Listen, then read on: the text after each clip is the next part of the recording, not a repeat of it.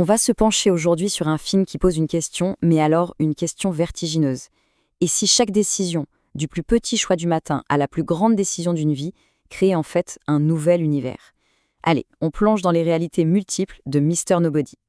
Voilà, c'est ça, la question au cœur de toute cette histoire. Imaginez un peu, chaque fois qu'on arrive à un carrefour, chaque oui, chaque non, eh bien ça ne ferme aucune porte, ça en ouvre juste une nouvelle, mais dans un univers parallèle. Une vie où on a accepté ce poste, une autre où on l'a refusé. Et le truc, c'est que toutes ces vies existent vraiment. Cette idée, elle est complètement folle et elle nous amène directement au concept central du film.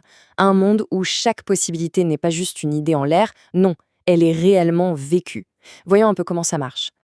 L'histoire ne se contente pas de nous raconter une seule vie, bien sûr. Elle nous plonge dans une multitude d'existences qui se déroulent en même temps, toutes nées des choix d'un seul et même homme. Dans une vie, il est un mari comblé, dans une autre, un solitaire endurci, dans une troisième, il est carrément sur Mars. Et toutes ces vies, ce sont les siennes. Et qui est cet homme au centre de tout ce labyrinthe? Il est temps de rencontrer notre guide, celui qui, finalement, détient la clé de tout ce mystère. Il s'appelle Nemo Nobody. Et son âge? Tenez-vous bien, 118 ans. Dans un futur où l'humanité a vaincu la mort, lui, il est le tout dernier mortel. Son existence est un véritable spectacle. Et depuis son lit de mort, il a une perspective que personne, absolument personne d'autre, ne peut avoir. Et c'est là, bien sûr, que ça devient vraiment étrange. Les souvenirs de Nemo, c'est un chaos total, un puzzle de réalités qui ne peuvent pas exister ensemble. Il se souvient d'avoir épousé 3 femmes différentes, d'avoir eu des vies qui s'excluent les unes les autres. Alors, est-ce qu'il est fou? Ou est-ce qu'il a vraiment, réellement vécu toutes ces vies? Comment ce serait possible? Pour essayer de comprendre le dilemme de Nemo, il faut regarder du côté de la science qui inspire le film. La réponse à cette énigme se trouve peut-être dans une théorie assez fascinante sur la nature même de notre réalité. Voilà une des clés pour tout comprendre, la théorie des multivers. L'idée, c'est qu'à chaque fois que Nemo fait un choix, l'univers se divise. Dans une réalité, il prend le train avec sa mère, dans l'autre, il reste sur le quai avec son père. Et ces 2 Nemo continuent leur vie, chacun de leur côté, sans même savoir que l'autre existe. Le film vient donc complètement bousculer notre idée d'un destin unique, d'une ligne droite. Il suggère qu'au lieu d'un seul chemin tout tracé, il y a en fait une infinité de réalités qui se créent à chaque seconde.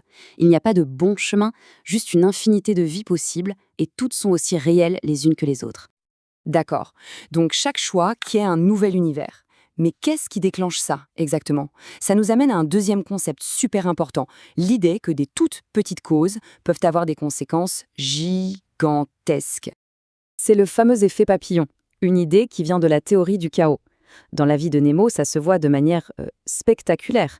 Une simple feuille qui tombe sur la route, qui retarde son père de quelques secondes à peine, peut changer radicalement toute son existence, le mener à rencontrer une autre femme et à vivre une vie complètement différente. Ce schéma illustre ça parfaitement. Il suffit de penser à cette scène déchirante sur le quai de la gare. Le jeune Nemo, il doit choisir sa mère qui part en train ou son père qui reste. Un choix impossible, fait en une fraction de seconde, et qui va pourtant donner naissance à des dizaines de vies totalement différentes.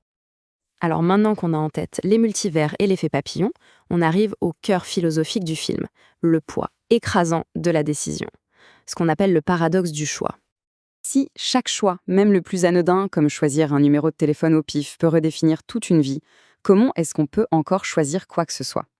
La peur de faire le mauvais choix devient paralysante. On a tous déjà ressenti ça, n'est-ce pas? Et c'est là le point crucial. Le film nous pose cette question essentielle. Si ne pas choisir, c'est garder toutes les portes ouvertes, est-ce que ce n'est pas ça la décision la plus sage? Confronté à ce choix ultime sur le quai de la gare, le jeune Nemo, il refuse de choisir.